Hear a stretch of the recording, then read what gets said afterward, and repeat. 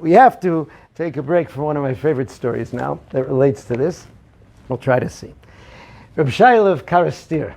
Okay, there was a Rebbe in Hungary in the pre-war years. Rav Shayala of Keresteir. You were in Keresteir, Alex? Never been to Keresteir. Never been to.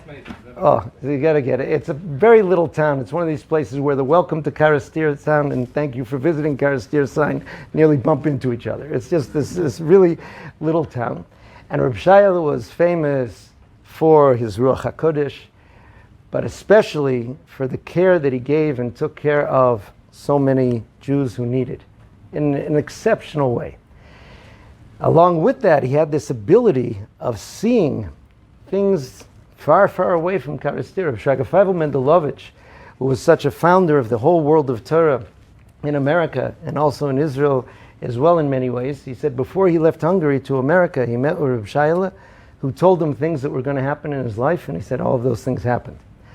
So the story was about a Jew from Hungary who moved to New York in the early part of the century, and he was scraping away to try to make a living. He opened a laundry of some type, and he had it closed on Shabbos, and he was making a living. However, after a bit of time, there was a very large group of people who seemed to have relatives in the mafia as well that opened up a much bigger, much fancier laundry very close to his, and he was losing business. That wasn't enough for them though. He started to get these notes and messages that it really would be worth his while, and in fact good for his health, if he would just close down his laundry entirely. So a friend came from Hungary to America and was visiting him, and he was pouring out his heart. He said, what do I do? What do I do? He says, listen, I'm going back to Hungary. I'm going to go into Rav Shayala, and I'm going to ask him what you should do, because I'm going to be coming back to America, and I'll bring you his answer. So he had this trip. He went back to Hungary. He had to do some things there. He was doing business between Hungary and America. He came back. He said, Rav Shayala gave you this kamea, something written. It was closed up. He says, keep this with you. He said, you'll know when to open it. So he had this kamea. Meanwhile, the competing laundry lost patience with him, and they hired a young man from the streets, and they said, listen, you see this laundry? Here's a can of gasoline, right? Here's some matches. Late at night, you're going to go there and make it go away. The guy said, fine. They would pay him. So he goes out at 3 o'clock in the morning, and he goes to where the laundry was, and he couldn't find it. Just wasn't there. He was very embarrassed. What kind of criminal is he? He's walking around Manhattan in the middle of the night with this thing of gasoline, right? And eventually he had to ask directions. He said, isn't there a laundry store here or something? They said, yeah, you got to go right, left, right. So he goes finally, laundry. Breaks the window, pours in the gasoline, throws the match, boom, and he gets away. So the Jew gets up the next morning to go to shul. He smells smoke. There's all these things going around. He goes running to his laundry. It's fine. The man had actually set fire to the other laundry. And when he was caught by the police, he sang like a canary and said, well, these guys hired me to set fire to the other person's laundry. So that was what happened there. Eventually, the man got the news from Hungary that Rav Shayala passed away. He said, that must be what Rav Shayala meant, that I would know when I could open the kamea. So he opened it up, and it simply had written there this pasuk. It says, the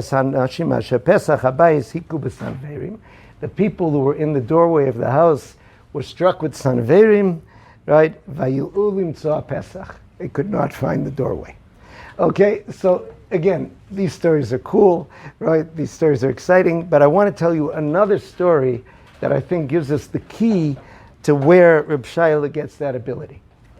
Again, as we said, Rav Shayala was the pillar of chesed, and he spent so much of his time and energy doing the most basic chesed, feeding people, helping them with everything they needed.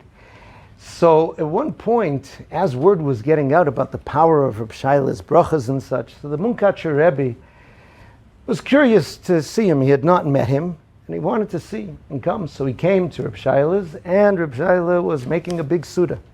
So he had a very big challah on the table, and there were all sorts of poor people around the table.